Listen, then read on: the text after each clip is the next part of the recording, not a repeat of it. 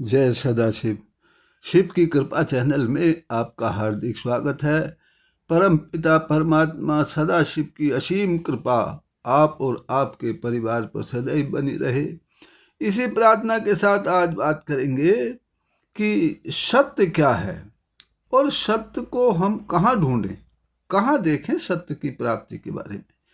तो मैंने सुना है एक गुरु ने अपने फकीर शिष्य से कहा, अब तुमको अध्यात्म का ज्ञान प्राप्त करते करते काफ़ी समय हो गया है, अब तुम अपने आप में समर्थ भी हो गए हो, जाओ अब सत्य की खोज करो। फकीर शिष्य ने गुरु से पूछा, हे गुरुदेव सत्य कहाँ मिलेगा?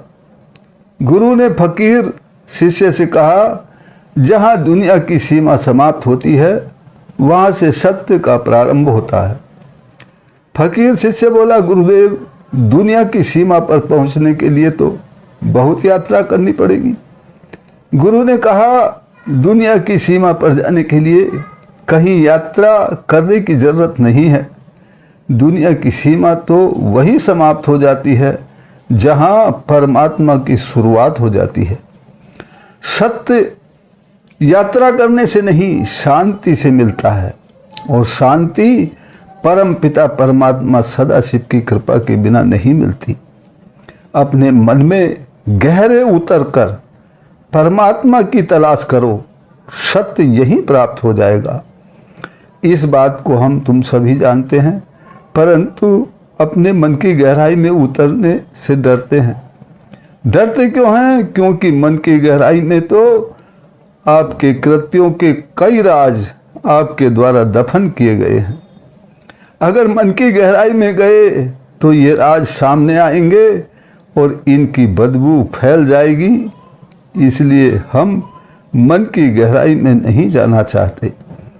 यात्रा के माध्यम से ईश्वर की खोज कर उनकी कृपा प्राप्त करेंगे तो हमारे मन को शांति मिल जाएगी। ये सोचकर हम जंगलों की, बड़े बड़े तीर्थों की, पहाड़ों की, समुद्रों की, आकाश पाताल की यात्राएं करते हैं, और इन यात्राओं के मार्ग में बड़ी बड़ी सत्य की दुकानें खुली हैं, शांति के शोरूम खुले हैं।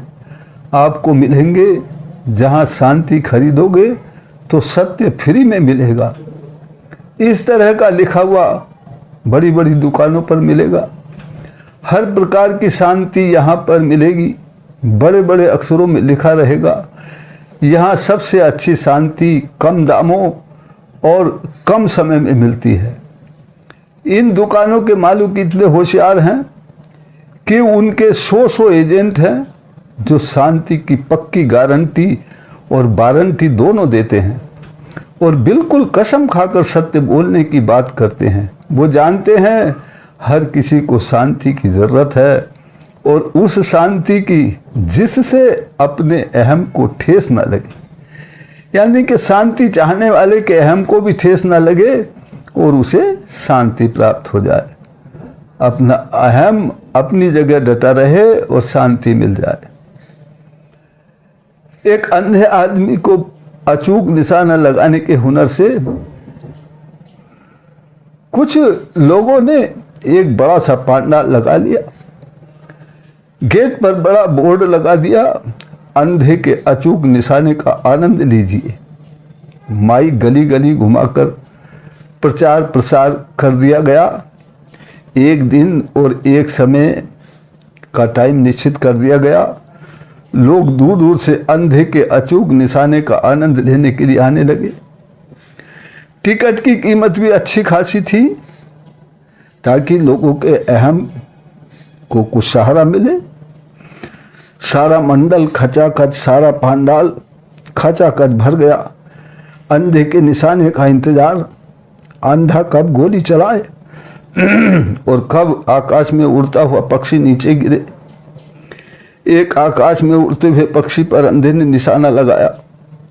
गोली चली, सबने देखा। गोली चली, सबने देखा, और उसी समय एजेंट चिल्लाए और तालियां बजने लगी। अचूक निशाने का बड़ा आनंद लिया गया। सभी झूमकर खड़े होकर खुशी से नाचने लगे। परंतु पक्षी को अभी भी उड़ता देखकर कुछ लोगों को संशय हुआ तो बताया गया निशाना पक्षी की पूंछ के पंख के एक बाल पर लगाया गया था। क्या अचूक निशाना था। सभी ने बाहर आकर बड़ा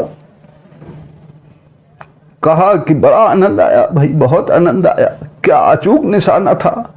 पक्षी के पूंछ के पंख के एक बाल पर निशाना। वाह भाई वाह, ये तो करिश्मा है, ये तो अर्जुन के अवतार हैं। ये अंधे नहीं, ये तो अर्जुन के अवतार हैं। लोग उनके पैर छूने तक के लिए आतुर हो गए हैं। ये सब बातें तो जनता खुद ही जोड़ देती है। बस एक इस धंधे के लिए एक अंधा चाहिए। अवतार तो हम खुद ही बना देंगे। आज यही सब कुछ हो रहा है। सब जानते हैं क्या सत्य है, कैसी शांति मिल रही है, लेकिन फिर भी हम अवतार की उपाधि देकर अपने अहम को स्थिर रखना चाहते हैं। परम पिता परमात्मा हम पर कृपा करे। इसी प्रार्थना के साथ फिर मिलते हैं अगली वीडियो में। तब तक के लिए जय सदाशिव।